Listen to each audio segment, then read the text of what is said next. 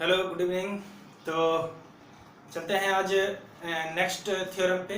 जैसा कि मैंने पिछले थ्योरम में आप लोगों को S side side side theorem आप लोगों को प्रूव करवाया। आप लोगों को समझ आ रहा है, बहुत अच्छी बात है। और आप लोग जवाब भी दीजिए कि समझ आ रहा है सर। चलिए, तो आज हम नेक्स्ट थ्योरम और लास्ट थ्योरम आप लोगों को बता रहा हूँ। Theorem number 6.4 sorry 6.5 side angle side angle side theorem means इसको SAS थ्योरम बोलते हैं। ठीक है, SAS थ्योरम को कैसे प्रूव करेंगे? देखिए, दो ट्रायंगल बना लेता हूं।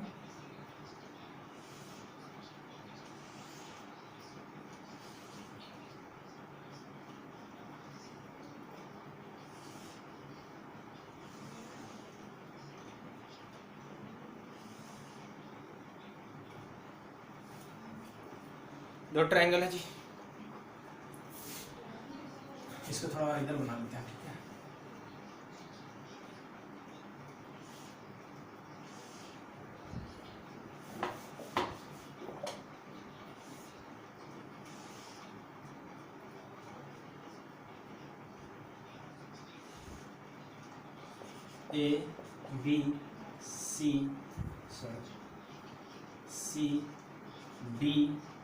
ABCDEF दो ट्रायंगल मैंने ले लिया। ठीक है,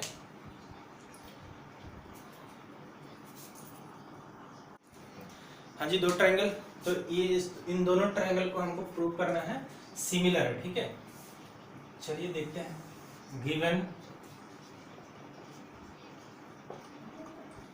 गिवन है angle A equal angle D, means angle A और एंगल डी इक्वल है। एंगल ए और एंगल डी क्या है? इक्वल है जी। ठीक है, चलिए, तो गिवन है एंड और क्या गिवन है? And A B by D E equal A C by D F. ये हमारा ये गिवन है जी। ठीक है, तो जब गिवन है ये हमें प्रूव करना है। प्रूव दैट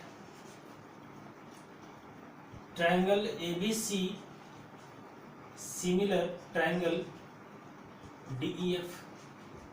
अब देखिए, इसमें कुछ चीजें दिया हुआ है और आपको बस ज्यादा कुछ नहीं करना है, बहुत कम करना है। क्योंकि आपको देखिए ये एंगल और ये एंगल तो पहले से दिया हुआ है, ये एंगल दिया हुआ है। हमें सिर्फ क्या चाहिए? ये एंगल और ये एंगल, ये एंगल और ये एंगल को अगर मैंने प्रूव कर दिया ये एंगल को, तो समझिए कि क्या हो जाएगा, ये सिमिलर हो जाएगा। ठीक है, चलिए तो करते हैं। पहले कंस्ट्रक्शन करना पड़ेगा, जैसे कंस्ट्रक्शन की मैंने पिछले वाले में कर रहा था उसी तरीके से कंस्ट्रक्शन। कट अ पॉइंट, ऐसे लिख देते हैं इसमें। Take a point P on side DE such that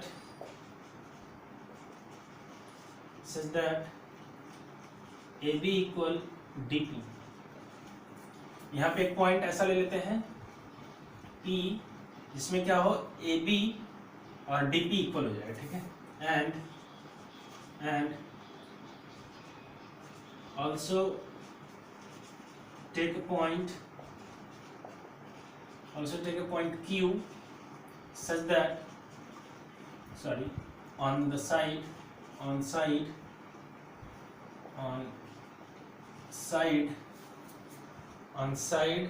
DF। ठीक है जी, on side DF such that AC equal DQ। यहाँ पे मैं Q ले लेता हूँ and join and join P Q. ठीक है जी, इस पी क्यू को मैं ज्वाइन कर लेता हूँ। ठीक है, पी क्यू को मैंने ज्वाइन भी कर लिया, पी क्यू को ज्वाइन कर लिया। चलिए प्रूफ में देखिए क्या करना चाहिए। हाँ जी, तो यहाँ पे in triangle A B C and triangle D P Q, इस दो ट्रायंगल में लेंगे, एक ट्रायंगल ये और एक ट्रायंगल ये। देखिए एक आपका ए बी सी हो गया, एक ट्रायंगल आपका ए बी सी हो गया, और दूसरा ट्रायंगल डी पी क्यू। इस ट्रायंगल की बात कर रहा हूँ, इस ट्रायंगल की बात कर रहा हूँ, इस ट्रायंगल की बात कर रहा हूँ। ठीक है, चलो इस ट्रायंगल में क्या क्या है, angle A equal angle D, ये तो गिवन है जी, गिवन हो गया। एंड क्या गिवन है, एंड क्या गिवन है, A B equal D P, ये बाई कंस्ट्रक्शन, और A C equal D Q, ये भी क्या थी, बाई कंस्ट्रक्शन। ठीक है, बाई कंस्ट्रक्शन से आ गया। तो so triangle A B C congruent triangle D P Q by SAS rule. ठीक है जी, मैंने क्या किया, पहले ये ट्रायंगल और इस ट्रायंगल को मैं दोनों ट्रायंगल को कॉन्ग्रेंट कर दिया। कॉन्ग्रेंट करने से क्या होगा, angle B equal angle P and angle C equal angle Q. इसका रीजन क्या आ जाएगा, दोनों का रीजन आ जाएगा बाई सीपीसीटी,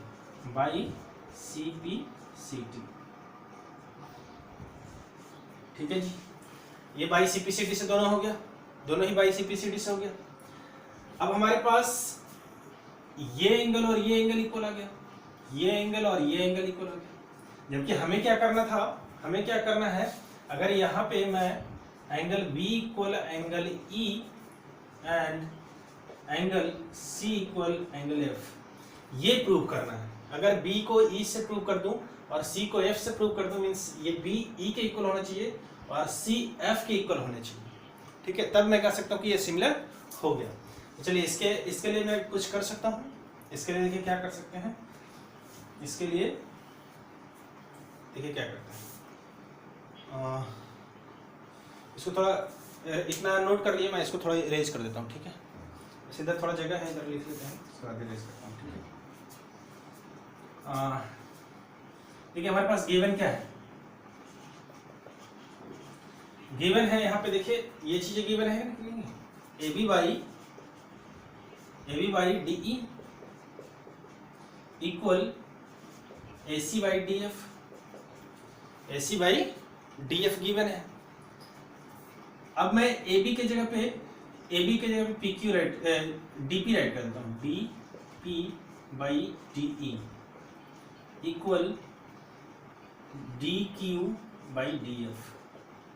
ये कहाँ से आया जी, क्योंकि A B equal D P and A C equal D Q, है ना। यहाँ पे देख लीजिए, कंस्ट्रक्शन में मैंने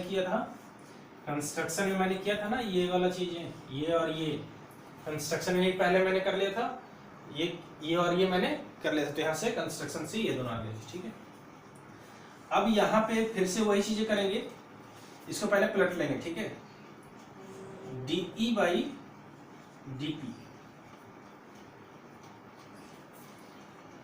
D E by D P equal D F by D Q. अब क्या करेंगे, सब्ट्रैक्ट बोथ साइड 1। ठीक है जी, दोनों साइड में मैं क्या करूंगा, इसमें 1 माइनस करूंगा। ठीक है, 1 माइनस करते हैं, D E by D P minus 1 equal D F by D Q minus 1। अब थोड़ा इसको इरेज कर लेता हूँ, इसको थोड़ा इरेज कर लेता हूँ। इसको आप नोट कर लिए होंगे आई थिंक।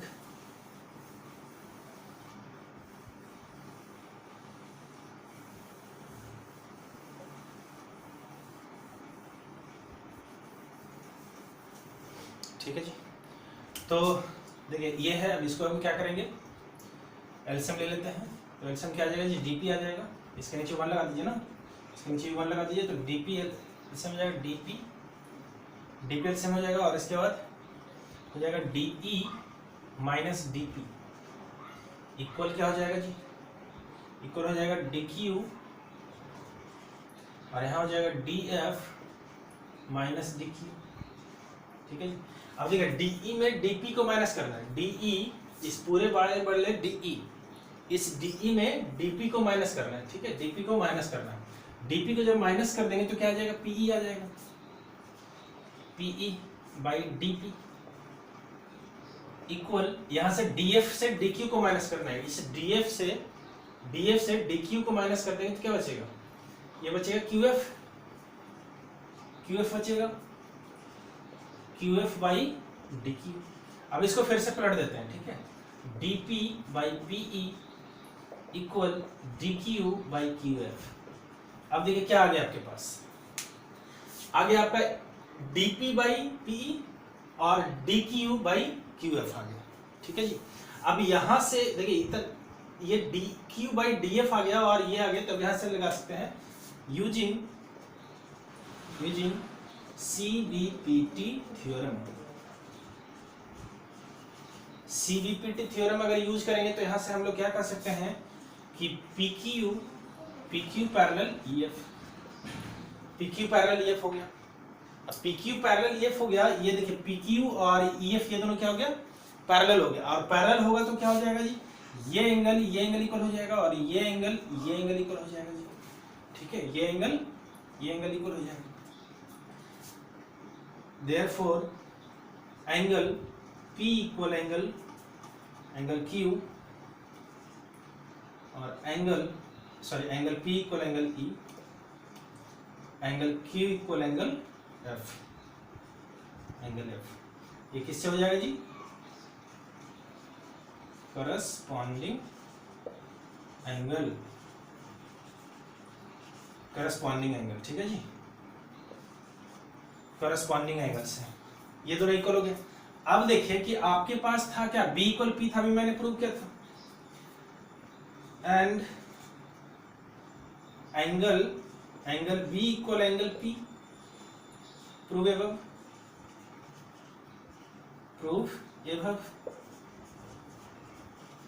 ठीक है जी। अगर इसको इक्वेशन P देखिए यहाँ पे इक्वेशन 1 कर लूं और इसको इक्वेशन 2 कर लूं तो इक्वेशन 1 एंड 2 से क्या आ जाएगा जी, इसको थोड़ा इरेज कर लेता हूं।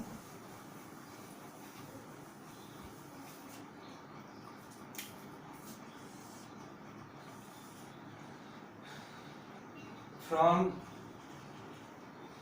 इक्वेशन 1 एंड 2 इक्वेशन से क्या आ जाएगा, यहाँ पे देखिए P1 हमारा क्या है, P angle P equal angle E equal angle B equal angle P। तो एंगल P कैंसिल हो जाएगा जी, तो बचा क्या, angle B equal angle E बच गया। Angle B equal angle E आ गया, एंड क्या हो गया, इसको इक्वेशन नंबर 2, इसको इक्वेशन नंबर 2 था और इक्वेशन नंबर 3, और ये एक और जो आपका आएगा angle C equal angle Q जो था आपका, ये भी प्रूवेबल, ये मैंने प्रूव कर दिया था पहले ही, C इक्वल Q है। तो इसके इक्वेशन नंबर 4 ले लेते हैं। अब यहाँ करते हैं फ्रॉम इक्वेशन 3 एंड 4। ठीक है जी। तो 3 एंड 4 से करेंगे तो क्या आ जाएगा, angle Q equal angle F equal angle C equal angle Q। तो एंगल Q और एंगल Q कट जाएगा तो angle C equal angle F आ जाएगा। ठीक है, तो देखिए यहाँ पे भी ये देखिए ये आ गया आपके पास, एक ये आ गया, और एक पहले से आपको क्या गिवन था, angle A equal angle D given था, angle A equal angle D given था, और angle B equal angle E आ गया, और angle C equal angle F आ गया। मींस ये मैंने क्या कर दिया, प्रूव कर दिया। और साइड का प्रोपोर्शन तो पहले से दिया हुआ था, ऐसे ऐसे दिया हुआ था, ठीक है।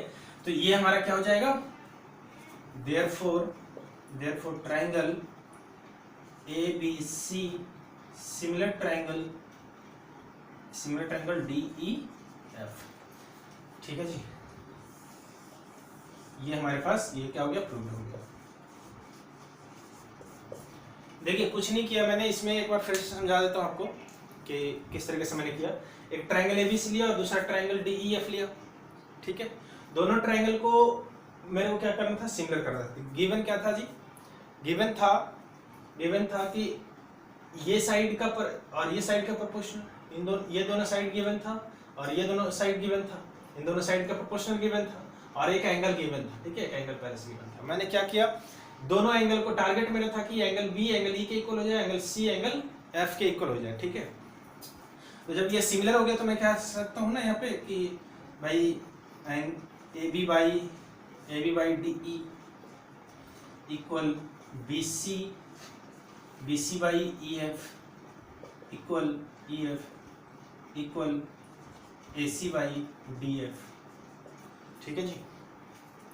तो देखिए यहाँ पे मैंने, क्योंकि ये सिमिलर हो गया तो ये तो हो गया, और दो पहले से दिया हुआ था। तो देखिए मैं क्या किया, इसको पहले क्या किया कि इन दोनों ट्रायंगल को कॉन्ग्रुएंट कर दिया, ठीक है। दोनों ट्रायंगल को कॉन्ग्रुएंट करने से क्या हुआ कि ये एंगल P के इक्वल, एंगल B P के इक्वल, और C Q के इक्वल आ गया जी, ठीक है। और इसके बाद मैंने क्या किया, इन दोनों का पैरेलल प्रूव किया। पैरेलल प्रूव करने के लिए CVPT का यूज किया मैंने। CVPT का जैसे यूज किया तो यहाँ पे ये दोनों पैरेलल आ गया, पैरेलल आ गया तो मैं करस्पॉन्डिंग एंगल से मैंने इन दोनों एंगल को इक्वल बता दिया। और जब B P के इक्वल है और P E के इक्वल है तो B और E इक्वल होगा, और C Q के इक्वल है और Q F के इक्वल है, इसका मतलब F C के इक्वल होगा, ठीक है। तो इसका मतलब B E के इक्वल, C F के इक्वल और A D के इक्वल हो गया। तो ये ट्रायंगल क्या हो गया, सिमिलर हो गया जी, ठीक है। तो आई होप आप लोग समझ रहे हैं, थ्योरम समझ आ रहा है। अब इसके बाद वाले वीडियो में जो कि आपका वो सॉल्यूशन आएगा, आई थिंक इसके बाद वाले चैप्टर जो भी होगा NCERT का सॉल्यूशन मैं दूंगा, ठीक है। और आप सीखते रहें, समझते रहें, और चैनल को सब्सक्राइब कीजिए, ठीक है। Thank you.